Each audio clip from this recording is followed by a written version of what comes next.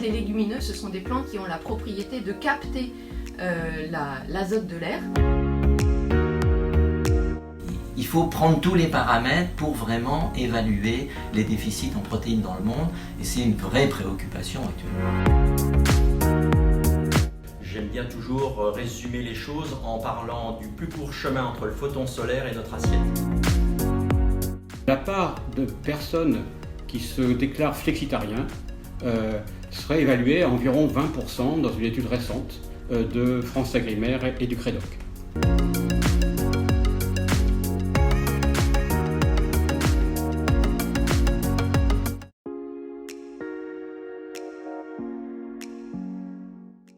Improve est un centre de recherche basé à Amiens et qui emploie 20 salariés et qui fait de la prestation de recherche pour plus de 400 clients dans le monde.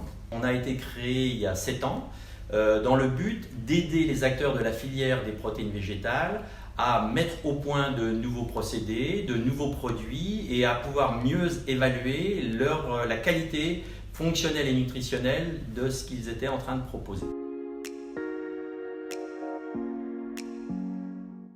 Le type de sujet très à la mode et très actif actuellement et qui active tout l'écosystème mondial, c'est le succès boursier et commercial de l'aventure Beyond Meat. Beyond Meat a mis sur le marché des meat analogues qui sont basés principalement sur des protéines issues du pois. Et vu le succès boursier de Beyond Meat, il y a énormément de candidats qui aimeraient bien dupliquer ce type d'aventure.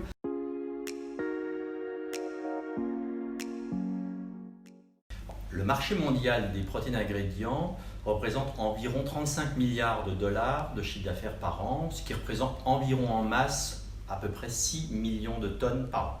La part des protéines végétales dans ce marché des protéines ingrédients est d'environ 40% en valeur, ce qui en volume représente quelque chose entre 2,5 et 3 millions de protéines ingrédients, sous la forme principalement d'isolats protéiques, de concentrats protéiques, et ce qui représente une toute petite quantité des hydrolysats protéiques.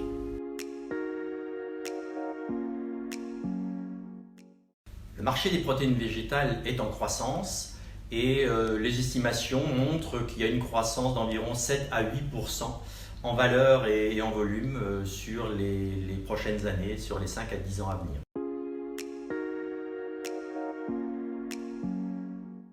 Les protéines végétales en tant qu'ingrédients présentent plusieurs avantages.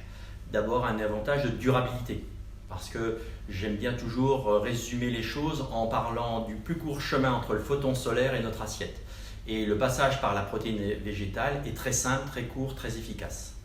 Le deuxième avantage, c'est qu'il y a une quantité disponible très importante, et ça vient du fait que le fait de ne pas passer par l'animal évite un gaspillage et donc garantit une plus grande disponibilité. Et le troisième avantage, c'est que ça va permettre de diversifier l'apport de ces protéines ingrédients venant des végétaux, et ça va permettre de générer une demande qui risque d'avoir un impact positif sur les pratiques agricoles en diversifiant les rotations agricoles grâce à l'introduction de nouvelles sources pour satisfaire les demandes du marché.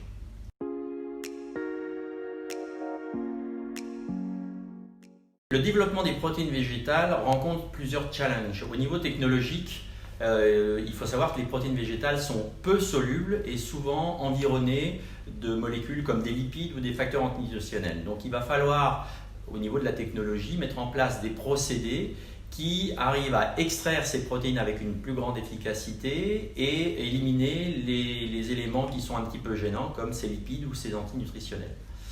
Au niveau sociétal, les protéines végétales ne représentent pas en elles-mêmes un inconvénient particulier. Il faut simplement qu'elles s'intègrent dans une demande globale. Le dernier point, c'est au niveau nutritionnel, il faut être attentif au fait que les protéines végétales en elles-mêmes ne sont pas parfaitement équilibrées en acides aminés essentiels et qu'il faut arriver à les combiner. Mais les humains, depuis très longtemps, avaient bien compris qu'en combinant les sources végétales entre elles, on arrivait à avoir des rations parfaitement efficaces et qui maintenaient les humains en bonne santé.